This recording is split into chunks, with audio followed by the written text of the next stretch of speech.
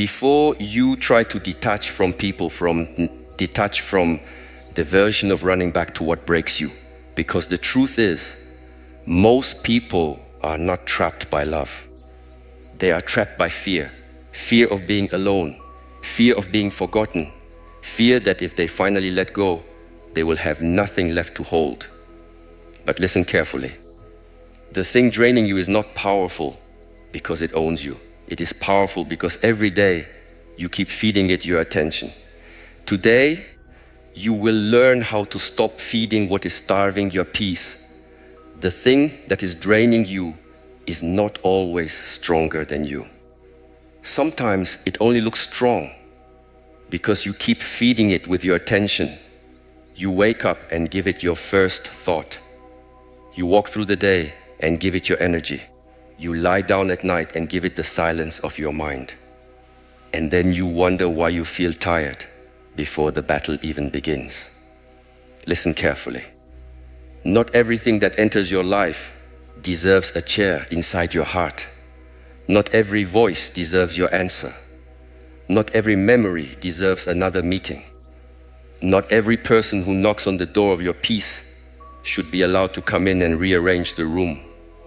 You say you want peace, but you keep holding the rope that burns your hands. You say you want freedom, but every day you return to the cage because the cage has become familiar. This is the uncomfortable truth. Many people do not stay attached because the thing is good for them.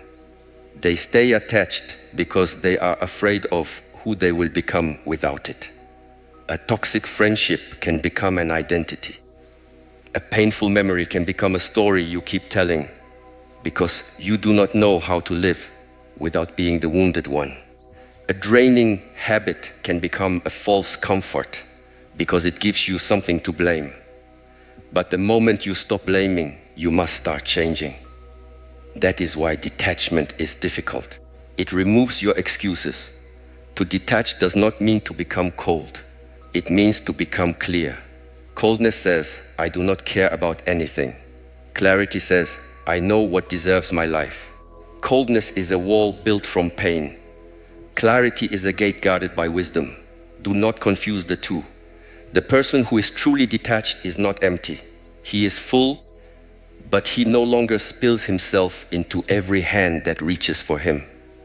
He can love without begging. He can serve without becoming a servant to chaos. He can listen without swallowing poison. He can walk away without hatred because he understands that hatred is only another chain. Look at your life with honesty. What drains you? Is it a person or is it your need to be chosen by that person? Is it your work or is it the belief that your worth depends on exhaustion? Is it your family or is it the old role you keep performing because you are afraid they will not understand your growth? Is it social media?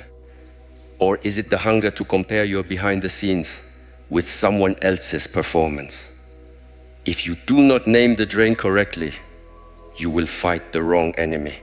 Many people cut people off and still feel tired.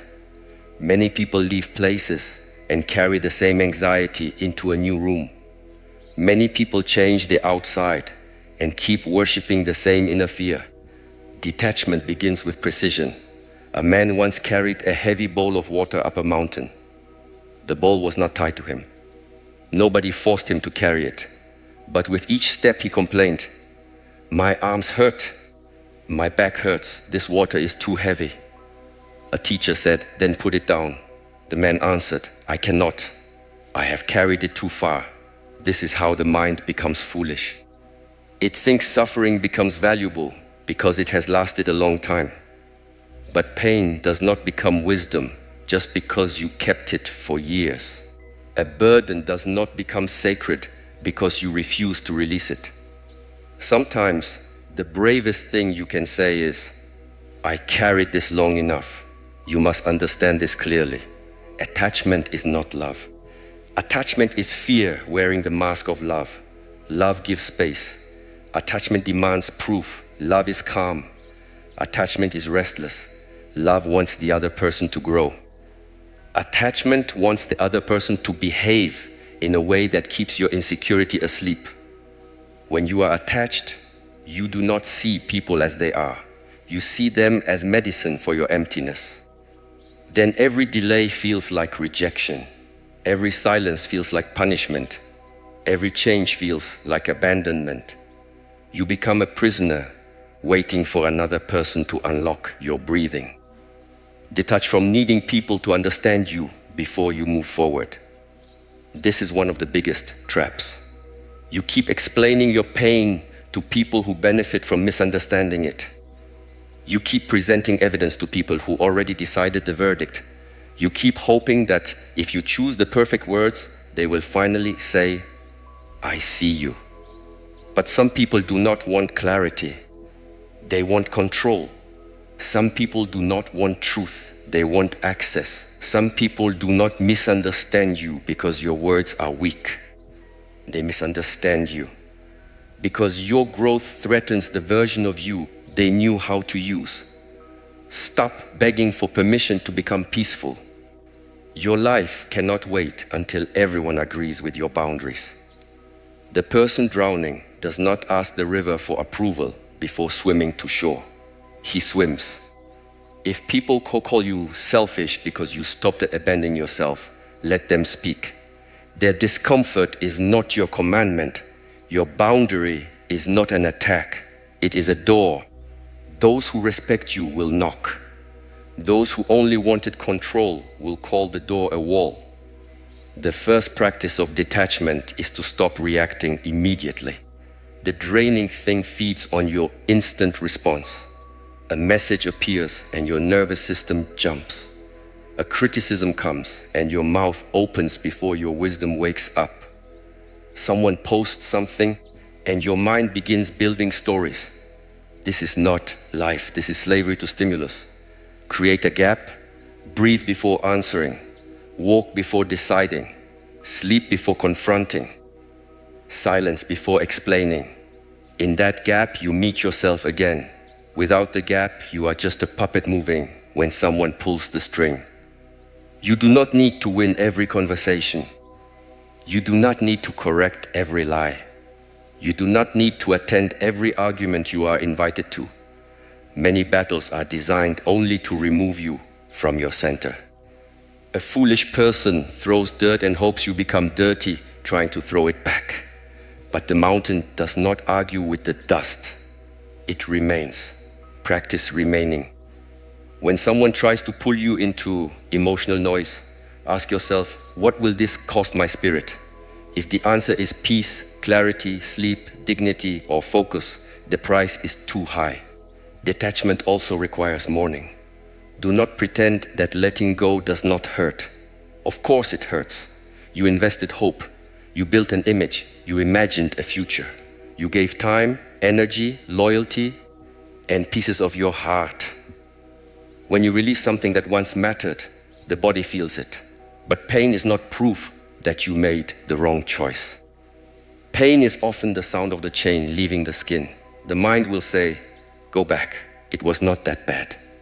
The lonely part of you will edit the memories and show you only the warm scenes. Be careful. Nostalgia is a clever liar. It hides the cost and shows you the comfort. When you miss what drained you, do not ask, was there anything good? Of course there was something good. Even a cage can have sunlight through the bars. Ask a sharper question. Did this help me become whole? Or did it teach me to survive being broken? Did I feel peaceful? Or did I only feel relieved after fear passed? Did I grow? Or did I shrink to keep the connection alive? Your heart is kind, but kindness without discernment becomes self-betrayal. You can honor what was good without returning to what was harmful. Detach from the need to be constantly seen. This world trains you to perform your life instead of living it. People cannot eat a meal without showing it. They cannot help someone without announcing it. They cannot feel pain without turning it into a stage. Then they wonder why their spirit feels scattered. Every time you chase validation, you hand strangers a key to your mood. 1,000 likes cannot stabilize a person who has no inner root. Applause is sweet, but it is not nourishment. If you build your identity on attention, silence will feel like death. Do something sacred without posting it. Improve quietly, heal quietly, give quietly, train quietly. Let your results become louder than your announcements. The seed does not shout beneath the ground. It breaks in silence. It grows in darkness. It does not ask the world to clap for every inch of progress. One day it becomes a tree, and even then, it gives shade without demanding praise. Learn from the seed. The deepest transformation does not need witnesses. Detach from urgency. Most draining things create false emergencies. Answer now. Decide now. Prove yourself now. Defend yourself now. Come back now. Explain now. But wisdom does not grow in panic. A rushed mind becomes easy to control. When you slow down, many traps reveal themselves. The offer that looked urgent becomes manipulation. The insult that demanded response becomes childish noise. The craving that felt unbearable becomes a wave that passes. Time is a filter. Let things sit. What is real will remain. What is false will begin to smell. Your nervous system needs to learn that not every emotional wave is a command. You can feel fear and not obey it. You can feel anger and not become it.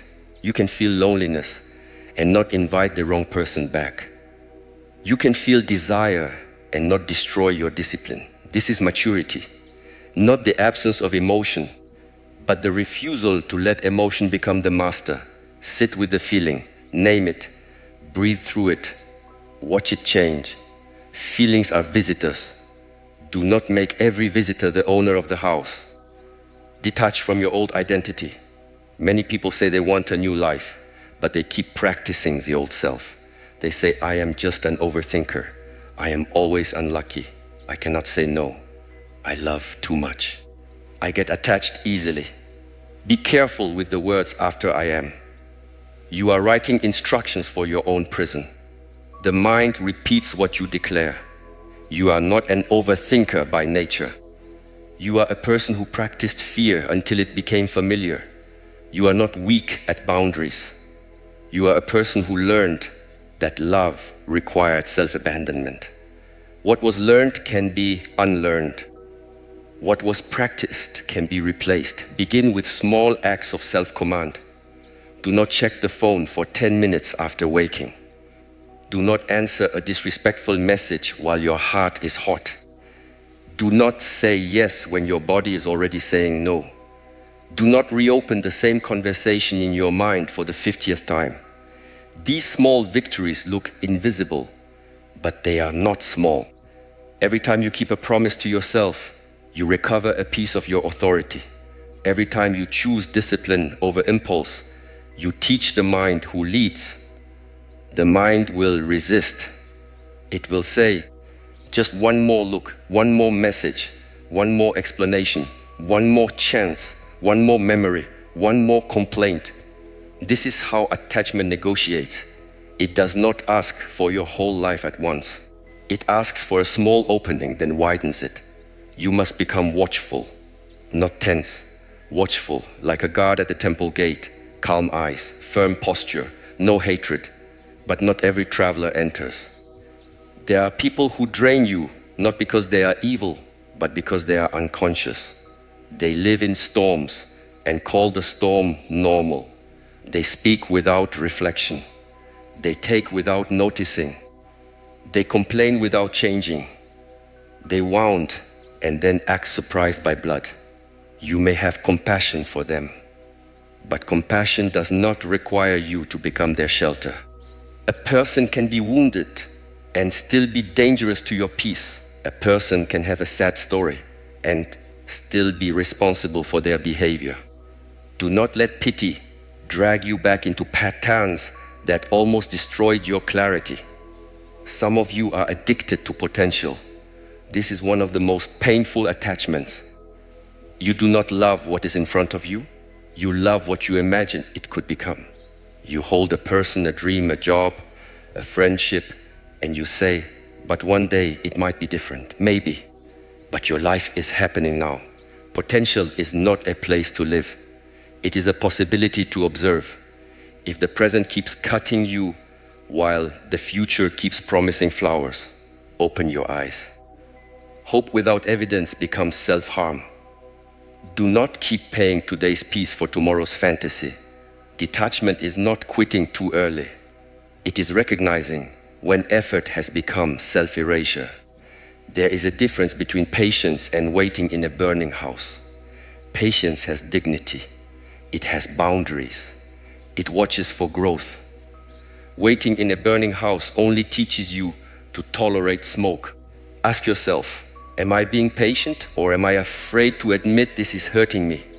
Am I giving time or am I wasting life? Am I loyal or am I attached to the image of being loyal? Hard questions save years. Detach from the belief that suffering makes you noble. Some people wear exhaustion like a medal. They say, I do everything for everyone. Nobody appreciates me.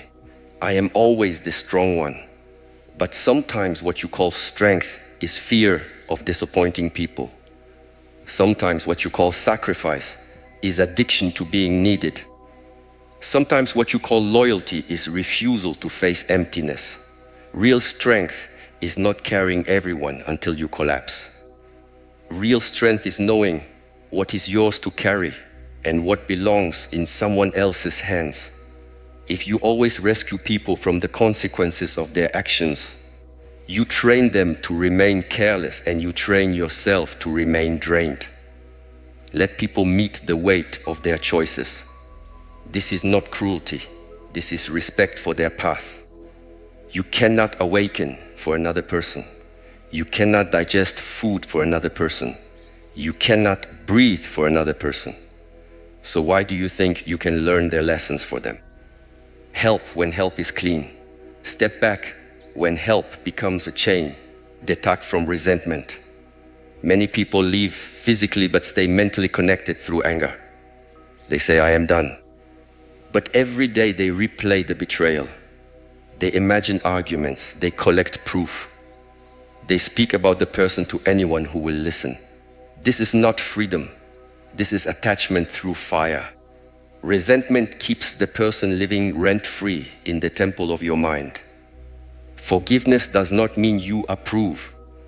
It means you refuse to keep drinking poison to punish someone who may not even be thinking about you. Forgive with boundaries. Forgive with distance. Forgive with your eyes open. Forgiveness is not always reunion. Sometimes forgiveness is closing the door without slamming it, locking it without guilt, and walking toward the life that was waiting while you were busy bleeding. You do not need revenge. Revenge keeps you facing backward. The cleanest justice is becoming unreachable to the pattern that once controlled you. Detach from comparison. Nothing drains the soul faster than measuring your private journey against someone else's public display. You see their success, but not their sacrifice. You see their relationship, but not their conversations. You see their body, but not their discipline. You see their money, but not their debts, fears, compromises, or years of invisible effort. Comparison is theft. It steals gratitude from what you have and courage from what you could build. Your path requires your feet, not someone else's shadow. The bamboo does not envy the rose. The river does not envy the mountain. The moon does not envy the sun. Each one carries its own nature fully. You suffer when you abandon your nature to imitate another. Learn from others, yes. Be inspired, yes. But do not disappear into imitation. The world does not need a second version of someone else. It needs the disciplined, awakened, honest version of you. Detach from the past, but do not disrespect it. The past trained you. It showed you wounds, patterns, desires, weaknesses, and strengths. But a teacher is not a home. You can learn from a place without living there forever. Some people keep returning to old pain because it gives them a familiar emotional climate. They know how to be sad there. They know how to be angry there. Peace feels strange, so they sabotage it. Understand this. Healing may feel uncomfortable at first because your body is used to chaos. Calm can feel boring to a nervous system addicted to intensity. Do not mistake peace for emptiness. Peace is not empty. Peace is spacious. When your life becomes quieter, the mind may search for drama to feel alive. Do not feed it. Let quiet become normal. Let stable become attractive. Let simple become beautiful. The more you heal, the less you need emotional explosions to prove that something matters. Fireworks are exciting, but they disappear quickly. A steady flame can warm a home for years. Choose the steady flame. Detach from people-pleasing. Every yes you give from fear becomes a no to your own soul. You cannot live a truthful life while constantly editing yourself for approval. People-pleasing looks kind, but underneath it often hides a bargain. I will abandon myself so you will not abandon me. This is not kindness. This is a contract written by fear. Break the contract. Speak honestly. Move respectfully. Let disappointment happen. You will survive someone's disappointment. You may not survive a lifetime of betraying yourself. At first, boundaries will feel rude if you were trained to have none. Rest will feel lazy if you were praised only for exhaustion. Silence will feel dangerous if you grew up explaining yourself to stay safe. Choosing yourself will feel selfish if people benefited from your self-neglect. Do not use discomfort as proof that you are wrong. Growth often feels like guilt before it feels like freedom. Keep walking, detach from needing closure from people who are not honest enough to give it. Closure is not always a conversation. Sometimes closure is noticing the pattern. Sometimes closure is accepting the unanswered question. Sometimes closure is admitting that the apology you wanted may never come, and your life still cannot stay paused. You think you need them to explain why they hurt you. But even if they explain, will it return your time? Will it restore your sleep? Will it undo the nights you spent doubting yourself? Do not make your healing dependent on the maturity of the person who wounded you. Equate your own closure through truth. Say, this happened. It hurt. I learned. I release the demand that the past become different. I release the fantasy that understanding everything will make me free. I choose the next step. This is closure. It may not be dramatic. It may not satisfy the ego, but it returns your power. Detach from fantasies that drain your present. The mind loves imaginary lives. Imaginary success without discipline. Imaginary love without vulnerability. Imaginary revenge without consequence. Imaginary transformation without discomfort. These dreams can become a soft prison. You think you are planning, but you are escaping. You think you are visualizing, but you are avoiding the first hard action. Detachment means leaving the theater of the mind and entering the training ground of reality. Do the push-up, write the page, make the call, clean the room, drink the water, go to sleep, apologize, apply, practice. Reality responds to action, not fantasy. Your peace needs structure. Do not expect a chaotic life to produce a calm mind. The mind is shaped by what you repeatedly expose it to. If you begin the morning with noise, comparison, messages, and panic, do not be surprised when your day feels invaded. Guard the first hour. Make it simple. Breathe. Move. Sit quietly. Read something that strengthens you. Plan the day before the world starts making requests. A person who does not command the morning often spends the day obeying other people's urgency. Guard the night as well. Do not take every conflict to bed. Do not feed your mind with arguments, screens, envy, and fear before sleep. Your sleep is not a trash bin for the day's emotional garbage. End the day with release. Ask, What am I still carrying that can wait until tomorrow? What did I learn? What can I put down? The mind needs rituals of closure. Without them, it chews the same bones in the dark.